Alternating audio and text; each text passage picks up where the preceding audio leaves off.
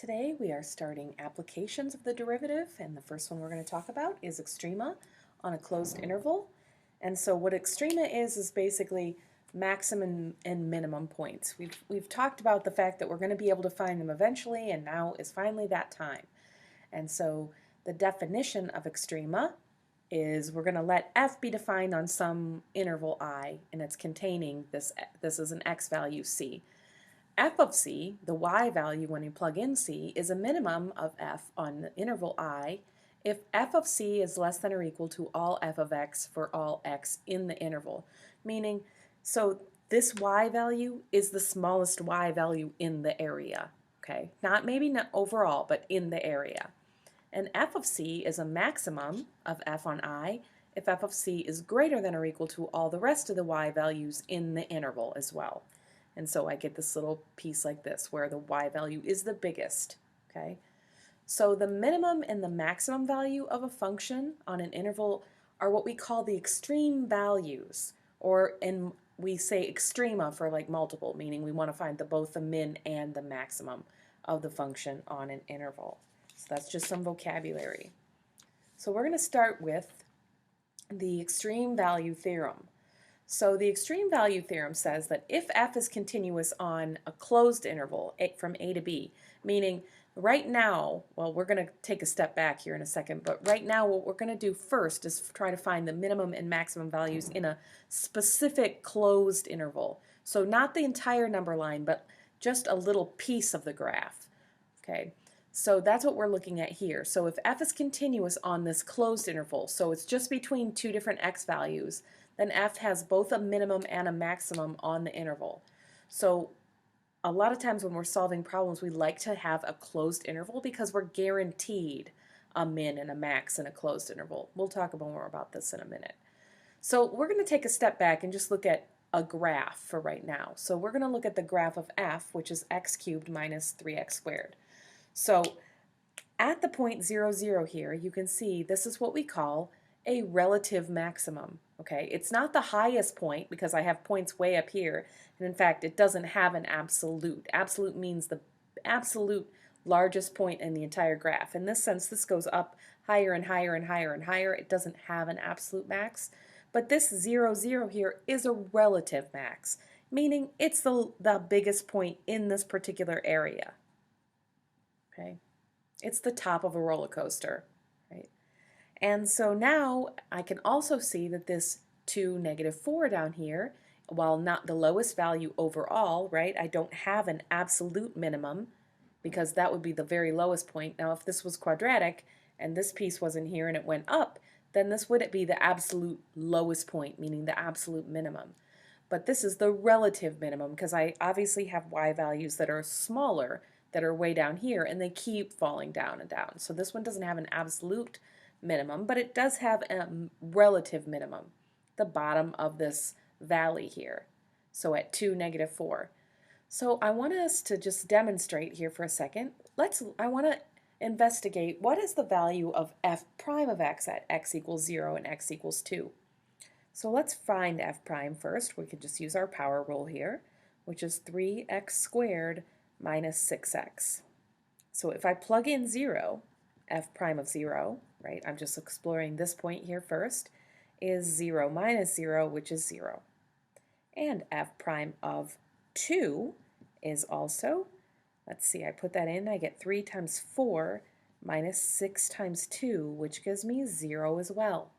Okay, so what this means for me is that my tangent lines, right, this is the slope of my tangent line at x equals 0 and x equals 2, are 0, meaning my tangent lines would sit here horizontal. Now this one here you can't really see because it's actually the x-axis, but here my line that would be tangent would be horizontal.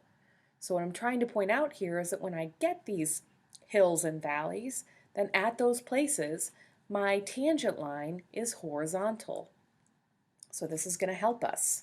Okay, so relative extrema, right, which what we just looked at for was just the high and the low in the vicinity occur where f prime of x is either equal to 0, which is what we just saw, or where f prime fails to exist. And we call these numbers, if I plug in a value c and I get f prime of c is equal to 0, or if f prime of c fails to exist, then we say that c is a critical number, okay? So if I get, I should really have f prime of c is equal to 0. So here at c, right, my tangent line is horizontal. I get a picture that looks like this. And, or over here, remember, f prime of c fails to exist here at this point because I have this sharp bend, right? This is an absolute value graph, which is continuous but not differentiable at the sharp point.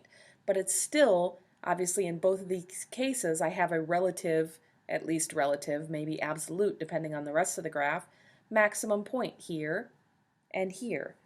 And so when I find a c value that makes my f prime equal to 0, then my picture looks like this, or I guess it could also look like this, right? Where my tangent line is down here. But my absolute, or my relative, I should say, because we don't know the rest of the graph, we'll say relative max or relative mins occur where my tangent line is horizontal, which means where f prime of x is equal to 0. Or it's at the sharp points, right? I could also draw one that looks like this, which is the min.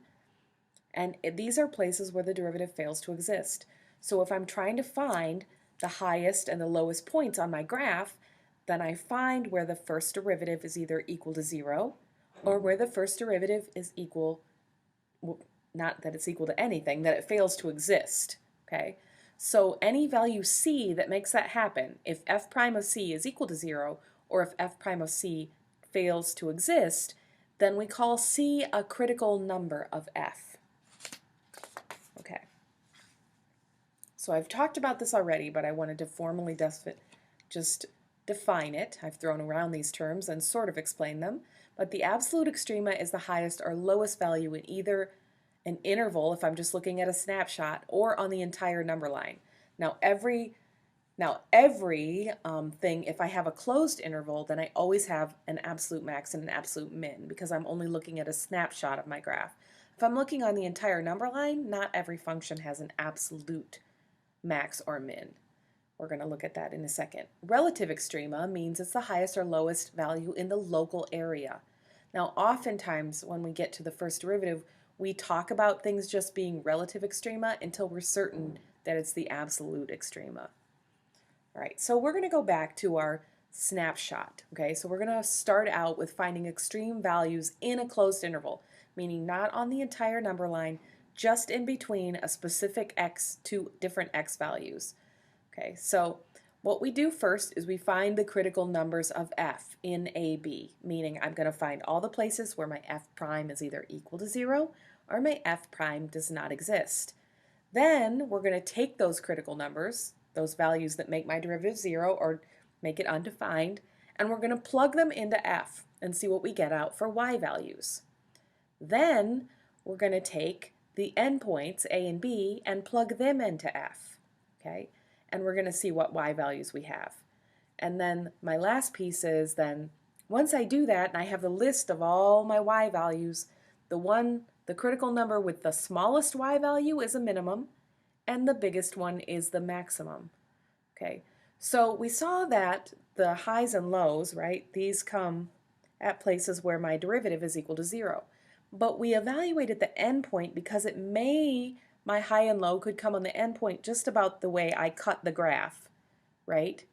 So here, like I have this maximum point sitting up here, but if I'm only looking between these, then maybe my max in the interval would only be right here on the end.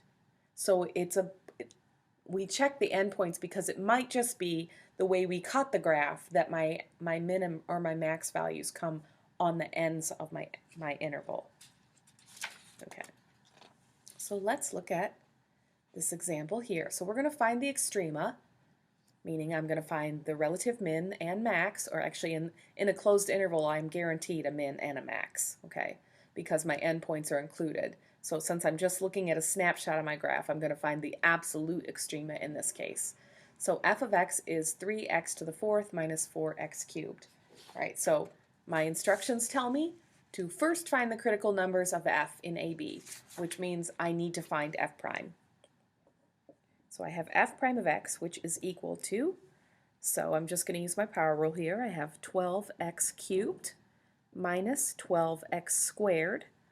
So I'm going to find places where f prime is equal to 0. Now, I can also find critical numbers where f prime fails to exist, but with a polynomial function, I'm not going to have a place where f prime fails to exist. F prime will fail to exist if I have a rational function or if I have a bottom piece of my denominator here. Okay, so I'm going to set this equal to 0. So factoring is my friend again, and I can factor out a 12x squared, which is common. So this leaves me with x minus 1. So I get 0 equals 12x squared, or 0 equals x minus 1. I'm using the zero product property, right? So this times this equals 0 means that this is equal to 0 or this is equal to 0. This one gives me x equals 0. This one gives x equals 1. Now both of my critical numbers, right? These are my critical numbers. I'm just going to call them Cn for short. Okay? They're both in my interval. They're between -1 and 2. If I'd have, for instance, found x equals 3, then I could throw them out in this particular case because it's not in my interval. And I don't really, it's outside of where I'm looking. So now, did that. Step 2 tells me to evaluate f at each critical number. So I'm going to take f and plug in 0, and then I'm going to take f and plug in 1. So if I plug in 0, I'm immediately going to get out 0. And if I plug in 1, then I get 3 times 1 minus 4 times 1. So really I get 3 minus 4, which is -1. All right. So now I also need to evaluate my values on the endpoints because it may just be a product of how I cut the graph, right? This is a polynomial function with x to the 4th, so it probably, well, not probably, it does have an end behavior that looks like this, right? So if I was looking at the entire number line, I would never have an absolute maximum, but I'm going to just cut the graph off, and I'm just going to look between -1 and 2. So we will have an absolute maximum. All right, so then I'm going to evaluate at f of -1. F of -1 will give me, so I plug in -1 here. When I raise it to the 4th, it'll become +1, so I get 3. And then this will become +4 because I raise -1 to the 3rd power, which remains -1, and then I multiply it by -4. So I end up with 3 plus 4, which is 7. Okay. So now I'm also going to do f of 2 because that's my other endpoint. F of 2 is 3 times 16, because 2 to the 4th is 16, minus 4 times 8. All right, so I get, let's see, I get 48 here, minus 32, which is 16. So I've evaluated, these are my critical numbers, these are my endpoints, and now I'm going to look, okay, well, what's my biggest y value? Well, my biggest y value is right here, right? So my maximum occurs at x equals 2, and it's 16. And my minimum comes at, so this is my min, and this is my max in the interval. Okay, so I have the graph here. Right, so I've got the domain restricted, so we're only seeing it, right? Just between them. If I took the domain restriction off and I graphed it, right, these would both just go up and up and up in both directions because I have an x to the 4th, right, which has the same matching end behavior. So you can see my minimum point down here, that looks about right, is at 1, -1. Okay, so that's where my derivative was 0. If I put in my tangent line is horizontal at that place, right? If I drew it down here, it would be straight across. And then my maximum point comes on the right endpoint. See, because of the way I cut the graph, it just cuts off right there, right? My normal graph, if I didn't cut it off right there, it would just keep going up and up and up. So I would never have a true maximum because there wouldn't be a stopping point. But since I'm stopping the graph and looking at it at 2, then that's the highest piece, right? Because I don't have any Like this piece over here is definitely lower, and so I come up here to this place, and that is, well, I have it undefined because I don't have the interval in there, but it's at 216. You can see from my x value being at 15 here, so that's 16. Okay, so I'm just looking, I'm not looking on the entire number line, I'm just looking at a piece of the graph and looking. So when I'm only looking at a piece, I'm guaranteed a max and a min of absolute, right? It's the very lowest point and the very highest point.